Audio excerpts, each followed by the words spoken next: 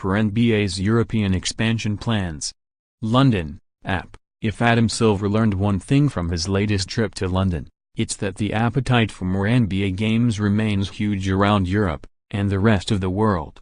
And while the league commissioner would love to satisfy that appetite, there is still an Atlantic-sized gap between the NBA's desire for overseas expansion and what's actually doable.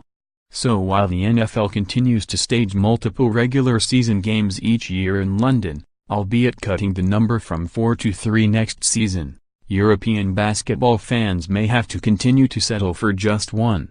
"We're considering bringing additional games to Europe," Silver said ahead of Thursday's game between the Boston Celtics and Philadelphia 76ers at the O2 Arena. "It's just the logistical challenges for us are so much greater than for the NFL.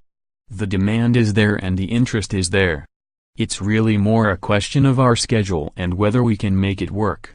The NBA has been staging regular season games at the O2 since 2011 in an attempt to grow the game both in Britain and worldwide. And the interest in this latest edition was sky high. Tickets sold out in under an hour and were going for multiple times their face value from online resellers, with a multitude of soccer stars and other celebrities sitting courtside. And it was clear from Silver's pre-game news conference that other countries want an up-close look at the spectacle as well.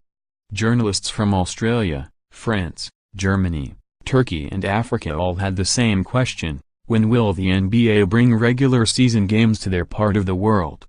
"We would love to do it," was Silver's universal answer, before outlining the scheduling difficulties that are currently hampering any such plans. The Celtics and 76ers, for instance, both had at least 4 days off before and after this game in order to cope with the travel. That's one reason the Celtics have played the most games of any team in the league so far, 44, as their schedule was compressed to make room for this trip.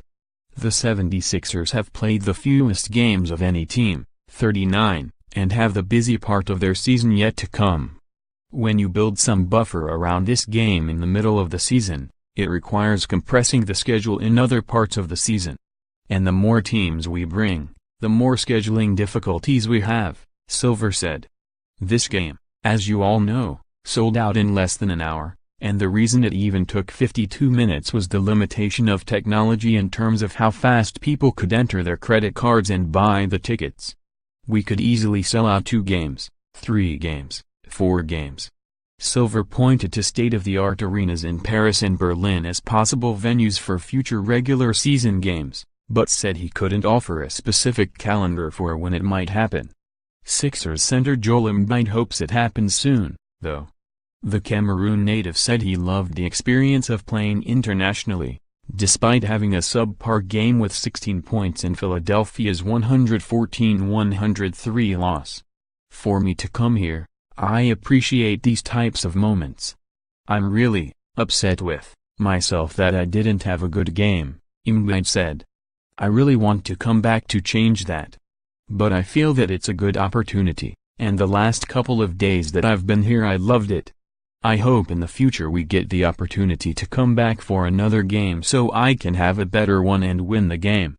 For more NBA coverage, https://upnews.com/tag/NBA basketball